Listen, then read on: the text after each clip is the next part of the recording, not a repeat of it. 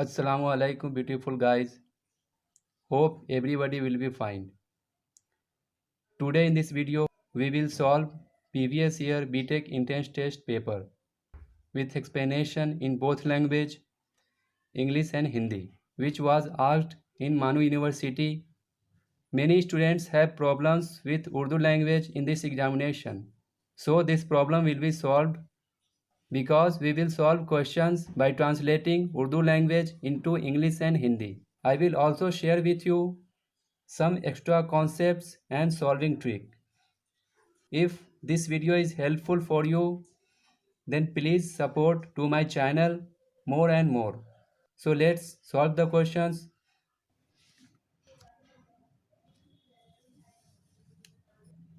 Students, math portion has been already discussed in previous video, link given in the description. Today we'll discuss physics and chemistry portion. Time के साथ velocity of object को तशरीह करने वाला graph dash कहलाता है। तशरीह कहते हैं डिस्क्राइब करना, यानी the graph which describe the velocity of object with time is called. तो आप जानते होंगे इसे हम वेलोसिटी टाइम ग्राफ कहते हैं। ऑप्शन बी होगा। अब वेलोसिटी टाइम ग्राफ में जब इसका हम स्लोप निकालेंगे तो क्या आएगा? तो इसका स्लोप आता है कांस्टेंट एक्सीलरेशन। जब यहाँ पे वेलोसिटी लेंगे वाई एक्सिस पे, एक्स एक्सिस पे टाइम लेते हैं,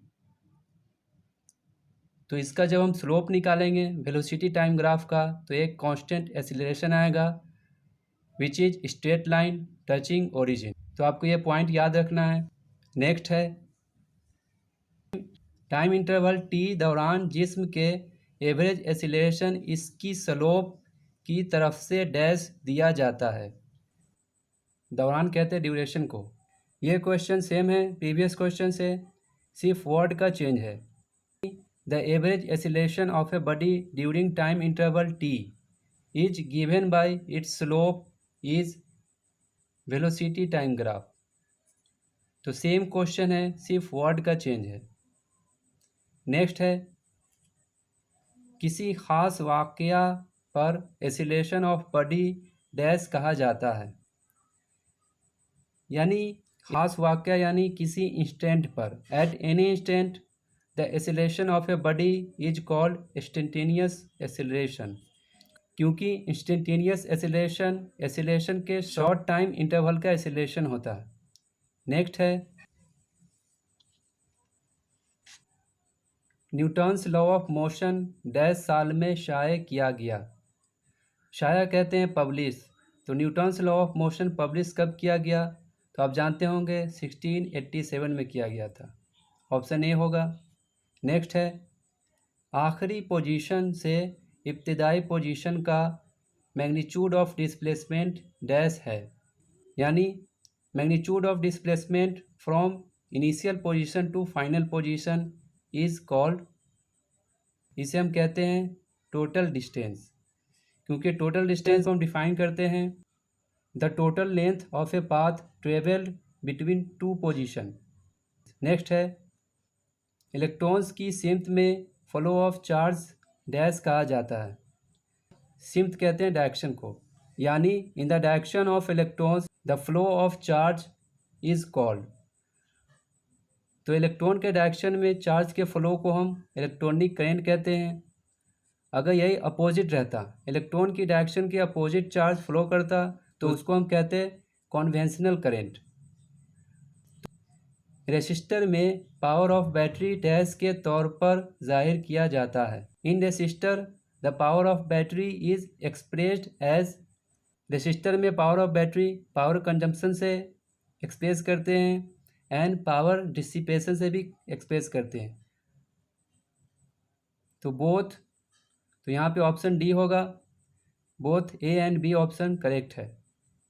नेक्स्ट है टेम्परेचर इलेक्ट्रिक वोल्टेज में डैश के ज़रिए तब्दील किया जाता है, यानी conversion of temperature into electric voltage with the help of, temperature का कन्वर्जन इलेक्ट्रिक वोल्टेज में जो होता है थर्मिस्टर की हेल्प से होता है। तो यहाँ पे ऑप्शन सी हो जाएगा। नेक्स्ट है wire wound variable resistance dash के तौर पर जाना जाता है। यानी वायर वाउंड वेरिएबल रेसिस्टेंस को किस नाम से जाना जाता है? तो इसे हम रियोस्टेट नेम से जानते हैं। तो ऑप्शन हो जाएगा डी हो जाएगा।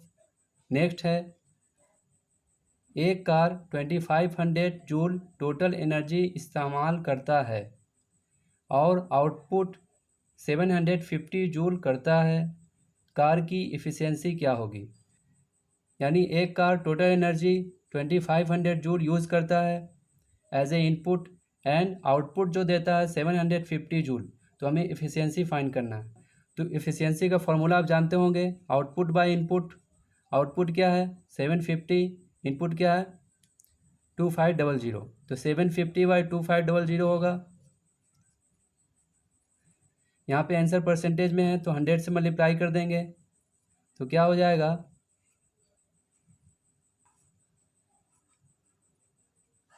30% आ जाएगा। ऑप्शन बी होगा। नेक्स्ट है, डेंसिटी की एसआई यूनिट। तो डेंसिटी क्या होता है मास बाई वॉल्यूम। तो क्या हो जाएगा केजी पर मीटर क्यूब।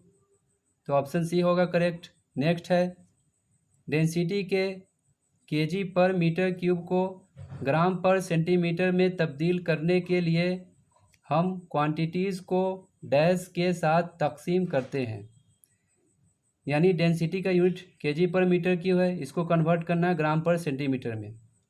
तो यहाँ पर देखिए केजी पर मीटर क्यूब, इसे करना है ग्राम पर सेंटीमीटर क्यूब में। तो केजी को ग्राम में चेंज करेंगे, 1000 से मल्टीप्लाई करेंगे, ये ग्राम में आ जाएगा। फिर मीटर को सेंटीमीटर में कन्वर्ट करेंगे तो क्या हो जाएगा 1 मीटर इक्वल टू 100 सेंटीमीटर। तो 100 सेंटीमीटर का क्यूब हो जाएगा, यानी 10⁻6 सेंटीमीटर क्यूब।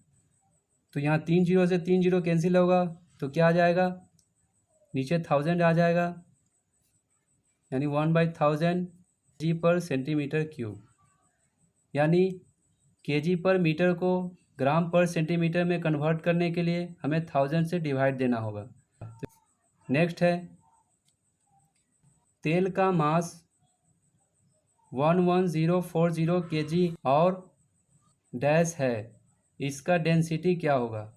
इस क्वेश्चन में कुछ मिसिंग है क्योंकि यहाँ पे सिर्फ मास गिवन है और डेंसिटी फाइंड करना है। यहाँ पे वॉल्यूम होना चाहिए जो यहाँ पे ऑयल है, तो इस क्वेश्चन में कुछ मिसिंग है, इसे देखिएगा आप। नेक्स्ट है, मास डैश का मेज़र करता है, वेट का नहीं करता है, इनर्शिया का करता है, ऑप्शन बी हो जाएगा। फ्रिक्शन का भी नहीं करता है क्योंकि फ्रिक्शन को हम फोर्स के टर्म में लेते हैं। मैटर को भी नहीं करता है क्योंकि मैटर वो होता है जो स्पेस ऑक्यूपाई करता है, वॉल्यूम के टर्म में ये होता है। तो यहाँ पे मास इनर्शिया के मेज़र करता है। नेक्स्ट है, density of A distance dash के तौर पर बयान किया जाता है। तो डेंसिटी ऑफ ए डिस्टेंस है, डिस्टेंस का डेंसिटी है, इसका मतलब क्या हुआ लीनियर डेंसिटी। तो लीनियर डेंसिटी को हम कैसे एक्सप्रेस करते हैं मास पर यूनिट वॉल्यूम, मास पर यूनिट एरिया। ये नहीं होगा क्योंकि मास पर यूनिट एरिया करेंगे तो ये क्या हो जाएगा सरफेस डेंसिटी हो जाएगा। तो हमें यहाँ पे पूछा है लीनियर डेंसिटी, तो मास पर यूनिट लेंथ होना चाहिए। तो यहाँ पे ऑप्शन में कोई नहीं है, इसे आप देखिएगा। नेक्स्ट है, इलेक्ट्रॉन की रेस्ट मास एनर्जी डैश होती है।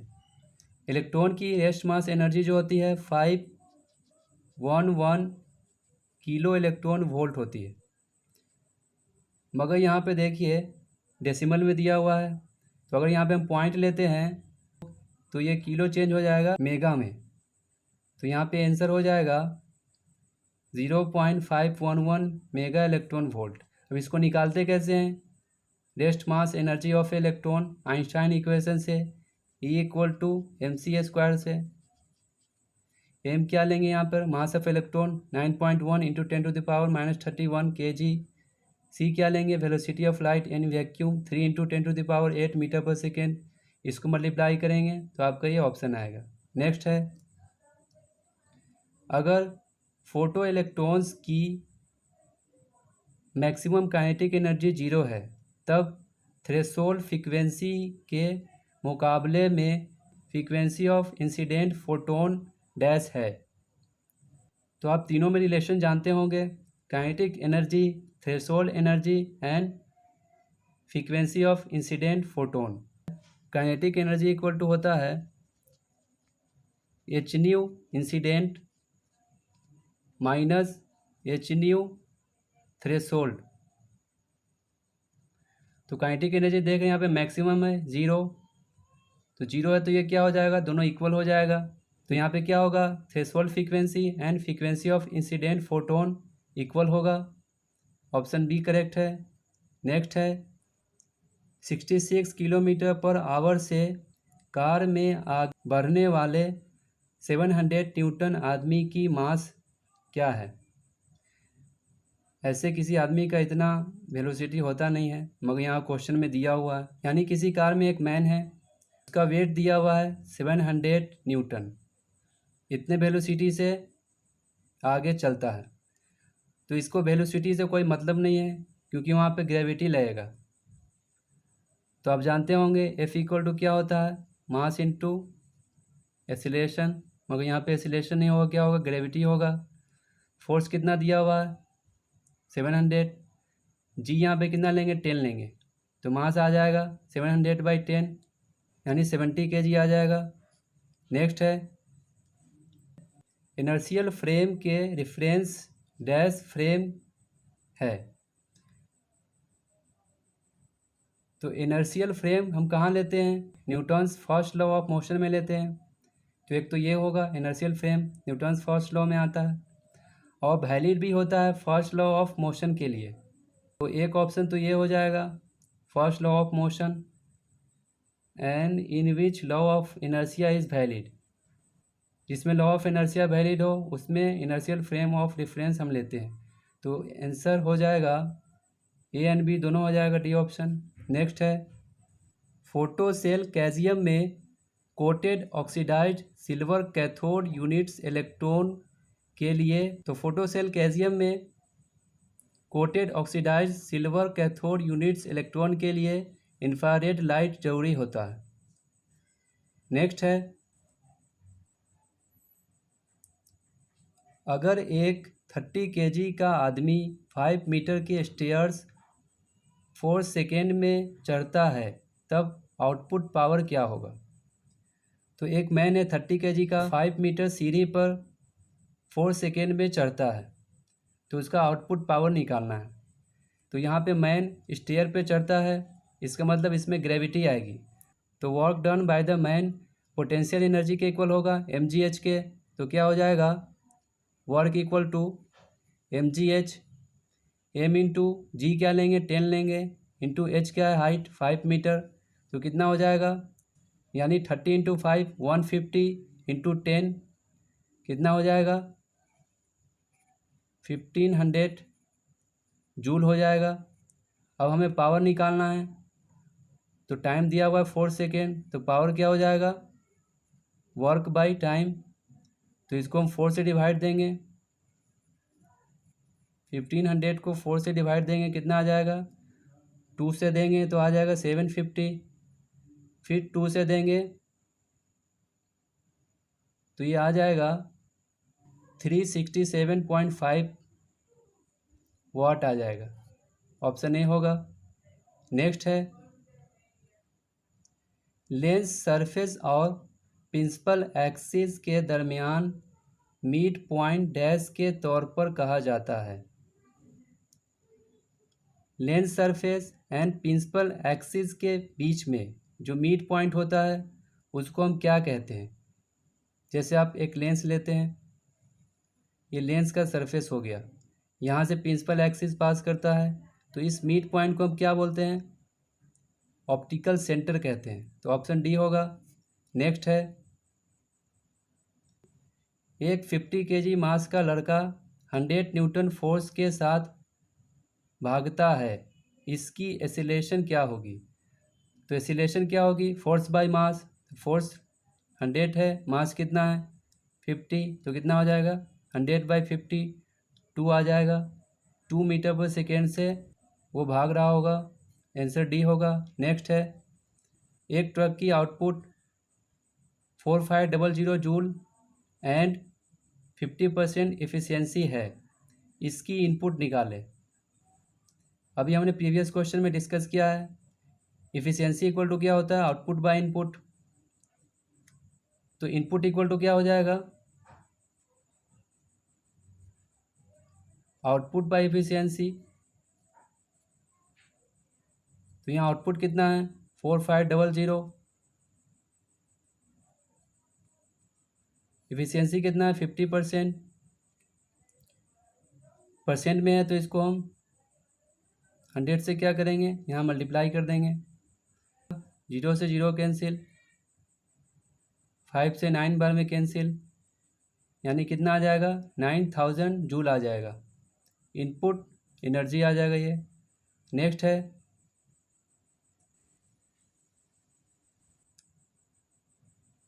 एक पावर स्टेशन में 70% इनपुट एनर्जी थर्मल एनर्जी के तौर पर बर्बाद होता है, तो इस पावर स्टेशन की इफ़िशियंसी डैश है।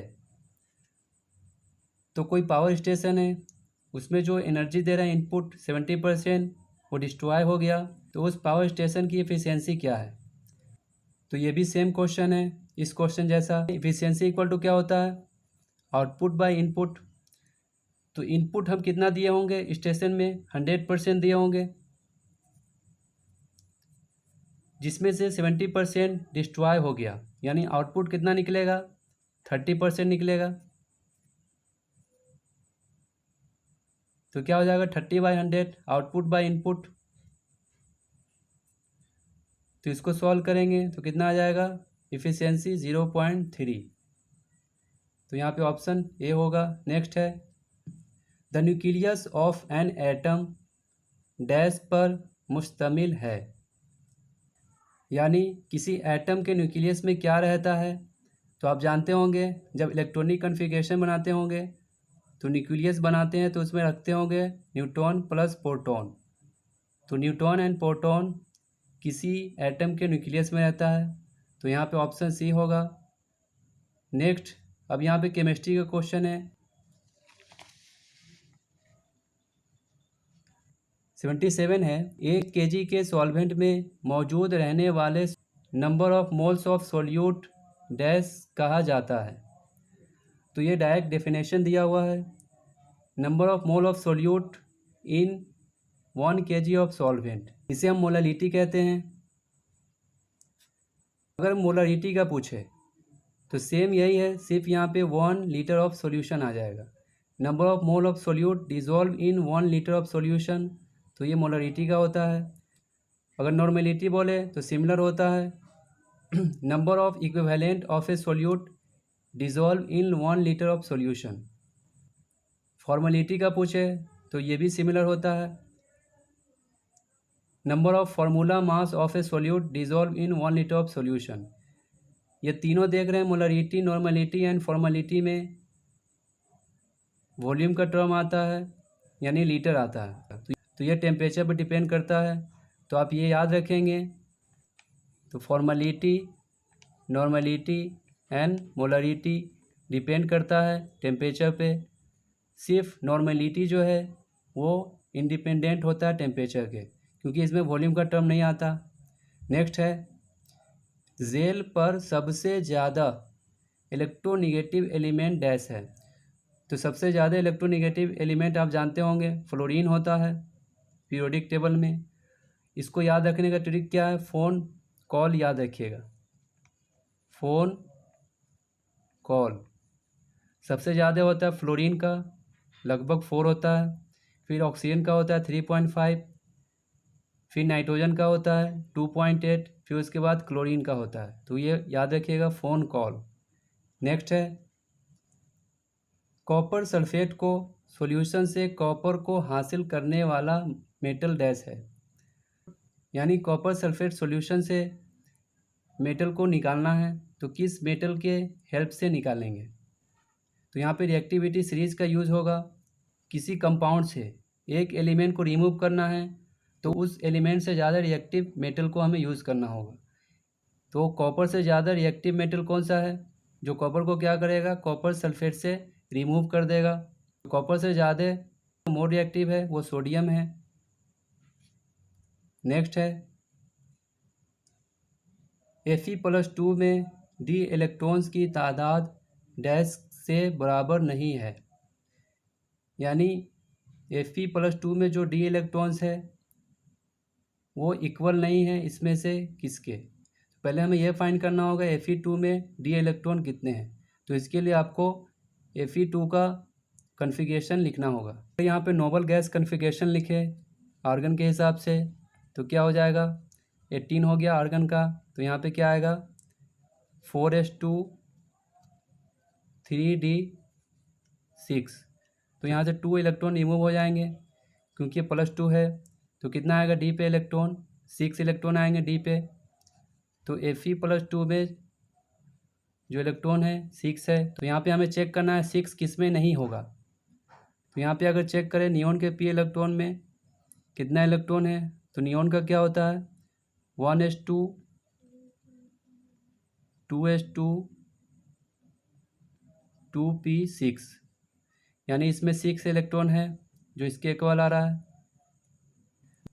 एस इलेक्ट्रॉन देखना है मैग्नीशियम में, तो मैग्नीशियम का कन्फिगरेशन बनाएंगे 1s2 2s2 2p6 3s2। तो एस इलेक्ट्रॉन में बोल रहा है, तो एस इलेक्ट्रॉन में कितने हो गए 2 2 4 2 6।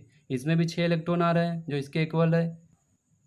Fe में है, तो Fe में डी इलेक्ट्रॉन कितना आया था यहाँ Fe का पहले बनाए थे, इसमें भी 6 इलेक्ट्रॉन आ रहा है, ये नहीं होगा। तो ये ऑप्शन हो सकता है जिसमें 6 इलेक्ट्रॉन नहीं आएगा p इलेक्ट्रॉन्स में। चेक भी कर लेते हैं। तो इसका कन्फिगरेशन क्या हो जाएगा 1s2 2s2 2p6 3s2 3p5। तो यहाँ देख रहे हैं p इलेक्ट्रॉन कितना आ गया 11 आ गया जो 6 के इक्वल नहीं है। तो यही एक ऐसा ऑप्शन है जिसमें 6 इलेक्ट्रॉन नहीं आ रहे हैं, तो ये ऑप्शन करेक्ट होगा। नेक्स्ट है फ्यूज्ड स्टेट में मेटल को हासिल करने वाला मेटलर्जिकल प्रोसेस डैश कहा जाता है। फ्यूज्ड स्टेट कहते हैं किसी भी सॉलिड सब्सटेंस के मोल्टेन स्टेज को, यानी मोल्टेन स्टेज से मेटल को एक्सट्रैक्ट करना, ये स्मेल्टिंग प्रोसेस कहलाता है। तो ऑप्शन ए होगा। बाकी रोस्टिंग, तो रोस्टिंग हम सल्फाइड ओर के लिए करते हैं।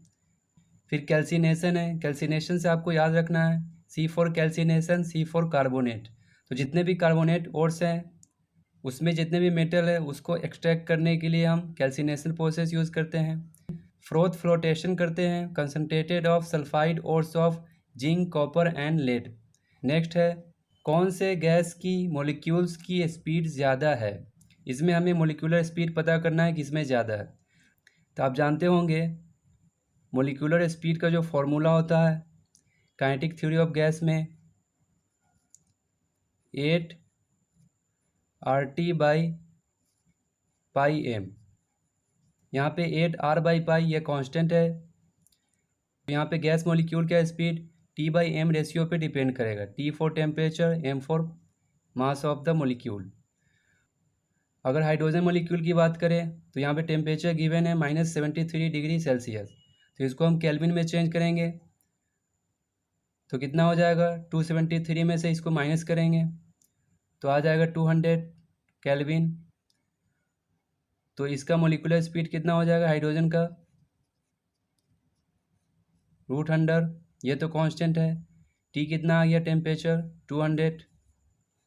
H2 का कितना होगा मॉलिक्यूलर मास 2 होगा, तो ये √100 100 आएगा। अगर मीथेन की बात करें तो इसका कितना हो जाएगा, इसका टेम्परेचर ऑलरेडी केल्विन में है, मॉलिक्यूलर मास कितना होगा इसका 16। तो CH4 का मॉलिक्यूलर स्पीड कितना हो जाएगा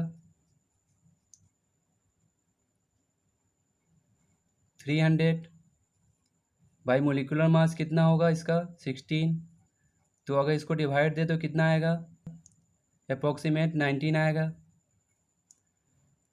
फिर अगर नाइट्रोजन मॉलिक्यूल की बात करें तो यहाँ पे टेम्परेचर कितना है -1027 डिग्री सेल्सियस। तो इसको केल्विन में चेंज करेंगे 273 इसमें ऐड करेंगे तो ये निगेटिव में आएगा टेम्परेचर। टेम्परेचर निगेटिव आ रहा है, मोलिकुलर मास जो भी हो निगेटिव आ रहा है, नॉट डिफाइंड होगा, तो इसको हम लेंगे ही नहीं, नॉट डिफाइंड, क्योंकि निगेटिव आ रहा है अंडर रूट। फिर अगर ऑक्सीजन मॉलिक्यूल की बात करें तो यहाँ पे टेम्परेचर गिवन है 0 डिग्री सेल्सियस यानी 273 केल्विन। फिर ऑक्सीजन मॉलिक्यूल का मॉलिक्यूलर मास कितना होता है 32, तो इसका स्पीड कितना हो जाएगा 273/32 रूट अंडर में।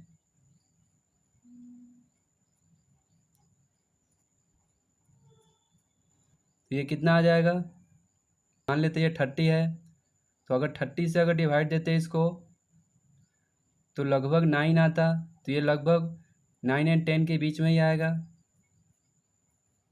तो आप यहाँ पे देख रहे हैं T/m का रेशियो सबसे ज़्यादा किस में आया, हाइड्रोजन मॉलिक्यूल के केस में। तो सबसे ज़्यादा स्पीड हाइड्रोजन मॉलिक्यूल का होगा एट -73 डिग्री सेल्सियस, तो ऑप्शन ए करेक्ट है।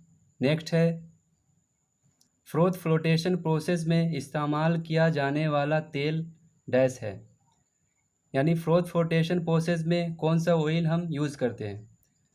तो इस प्रोसेस में हम पाइन ऑयल यूज़ करते हैं, क्योंकि पाइन ऑयल की एक प्रॉपर्टी है कि ये इम्प्योरिटी को बहुत जल्दी अट्रैक्ट करता है और अटैक करके ये उसको बाहर निकालता है। नेक्स्ट है the amount of gas dissolve in a liquid is proportional to its partial pressure. तो ये डायरेक्ट डेफिनेशन दिया हुआ है हेनरीज लॉ का। नेक्स्ट है इंसानी खून की मरकज़ी बफर सिस्टम है, मरकज़ी कहते हैं सेंट्रल को, यानी ह्यूमन ब्लड की सेंट्रल बफर सिस्टम है। तो ह्यूमन ब्लड में सेंट्रल बफर सिस्टम में आपको कार्बोनिक एसिड मिलेगा एंड हाइड्रोजन कार्बोनेट एनायन मिलेगा, ऑप्शन ए करेक्ट होगा। नेक्स्ट है स्ट्रेटोस्फेयर में मौजूद रहने वाली गैस जो सूरज की अल्ट्रावायलेट लाइट को फिल्टर करता है और जिंदा अजसाम को रेडिएशन डैमेज खिलाफ ढाल जैसा बनाए रहता है, उसे क्या कहते हैं। यानी स्ट्रेटोस्फेयर में कौन सा गैस अल्ट्रावायलेट को फिल्टर करता है एंड लिविंग बॉडी को रेडिएशन डैमेज से प्रोटेक्ट करता है। तो आप जानते होंगे ओजोन गैस है, क्योंकि ओजोन गैस क्या करता है, सन से जो अल्ट्रावायलेट लाइट आती है उसको क्या करता है, रोकता है और अर्थ पे उसको फिल्टर करके ट्रांसफ़र करता है, जिससे जितने भी लिविंग बॉडी है वो अल्ट्रावायलेट लाइट से प्रोटेक्ट होते हैं। नेक्स्ट है सबसे ज़्यादा इस्तेमाल करने वाला ब्लीचिंग एजेंट डैश है, यानी most commonly used bleaching agent is chlorine. Next है the nucleus of a hydrogen atom dash पर मुश्तमिल है, यानी हाइड्रोजन एटम का न्यूक्लियस जो होता है वो किस पर बेस्ड है। तो आप जानते होंगे न्यूक्लियस में न्यूट्रॉन एंड प्रोटॉन दोनों प्रेजेंट रहते हैं। तो हाइड्रोजन एटम की बात कर रहा है, तो हाइड्रोजन एटम में कितने न्यूट्रॉन प्रोटॉन होते हैं, एक प्रोटॉन होता है और 0 न्यूट्रॉन होता है और एक इलेक्ट्रॉन होता है। तो ऑप्शन कौन सा करेक्ट होगा, 1 प्रोटॉन ओनली, तो एक ही प्रोटॉन होते हैं, ये करेक्ट होगा। नेक्स्ट है जिस्म के टेम्परेचर को 1 केल्विन बढ़ाने के लिए मतलूब हीट डैश कहा जाता है। The heat required to increase 1 kelvin temperature of a body is called. तो आप जानते होंगे किसी भी बॉडी के 1 केल्विन टेम्परेचर को बढ़ाने के लिए जो हीट की रिक्वायरमेंट होती है उसे हम क्या कहते हैं, थर्मल कैपेसिटी। तो ये करेक्ट होगा ऑप्शन। नेक्स्ट है न्यूक्लियॉन को एक साथ पकड़ कर रखने वाले न्यूक्लियर पार्टिकल्स होते हैं, यानी न्यूक्लियॉन्स को एक साथ बाइंड करके रखने वाले पार्टिकल्स को हम मेसॉन कहते हैं, ऑप्शन डी होगा। नेक्स्ट है 1.33 ग्राम ऑफ P4 और 5.07 ग्राम ऑक्सीजन के साथ रिएक्शन से हासिल किया जाने वाला P4O10 का मास डैश है। 1.33 gram of P4 react with 5.07 gram of oxygen it gives how much P4O10। तो यहाँ पे रिएक्शन करेंगे, P4 रिएक्ट कर रहा है O2 से, क्या मिल रहा है P4O10। तो यहाँ पे 10 ऑक्सीजन है, यहाँ पे 5 से मल्टीप्लाई करेंगे 10 ऑक्सीजन हो जाएगा। तो आप देख रहे हैं P4 5 मोलिक्यूल ऑफ O2 से रिएक्शन करके P4O10 दे रहा है। तो यहाँ पे P4 का मास जानते होंगे 124 ग्राम होता है, O2 का मोलिकुलर मास होता है 32, 5 टाइम्स है तो कितना हो जाएगा 160 ग्राम। P4O10 का मोलिकुलर मास होता है 284 ग्राम। तो यहाँ पे देख रहे हैं अमाउंट सबसे कम किसका है P4 का, तो यहाँ पे लिमिटिंग रिएजेंट हो जाएगा P4। तो यहाँ पे हम कह सकते हैं 124 gram P4 gives 284 gram of P4O10, then 1 gram gives 284 gram by 124 gram. तो हमें कितने ग्राम्स में, तो यहाँ पे क्वेश्चन में P4 का कितना ग्राम दिया हुआ है 1.33 ग्राम। तो 1.33 ग्राम में कितना हो जाएगा P4O10 का अमाउंट, इससे मल्टीप्लाई कर देंगे।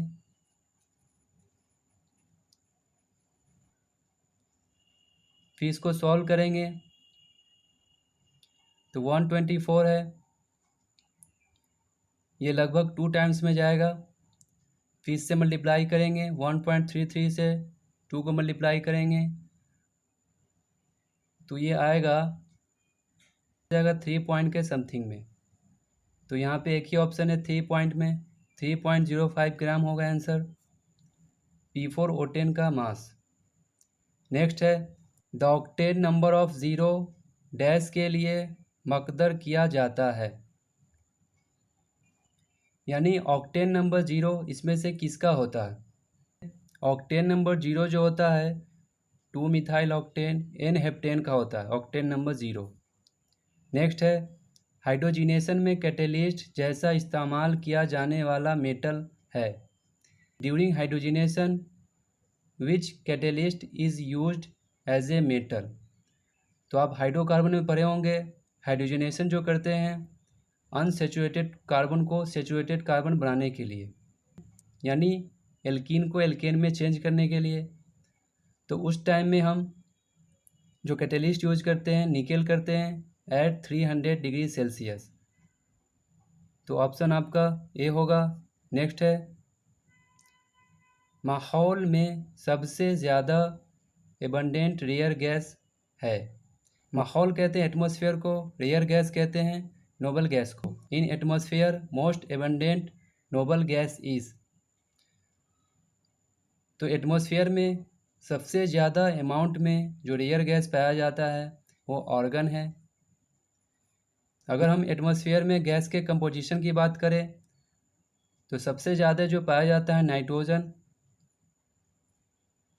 उसके बाद ऑक्सीजन, उसके बाद थर्ड नंबर पे आता है ऑर्गन जो एक रेयर गैस है।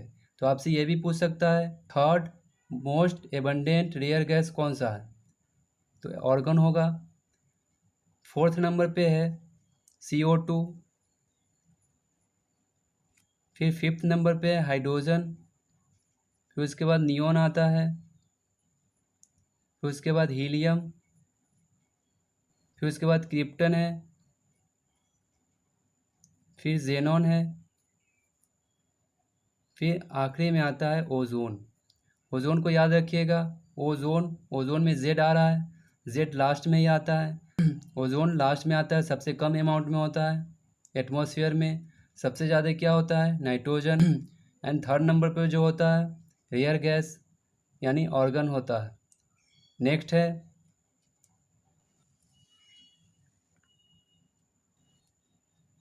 फॉर्मिका लैटिन वर्ड का मतलब च्यूंटी है। फॉर्मिक एसिड इस लैटिन वर्ड से माखोज किया गया है क्योंकि फॉर्मिक, यहाँ पे फॉर्मिका वर्ड जो है एक लैटिन वर्ड है इसका मीनिंग है एंट। फॉर्मिक एसिड इस लैटिन वर्ड से लिया गया है, माखोज कहते हैं कहीं से लेना। तो इसका रीज़न क्या है, क्यों लिया गया है, तो हमें बताना है। क्योंकि ये जो एंट है, रेड एंट होता है, ये जो एसिड होता है इस एंट के डिस्टिलेशन से ऑब्टेन होता है।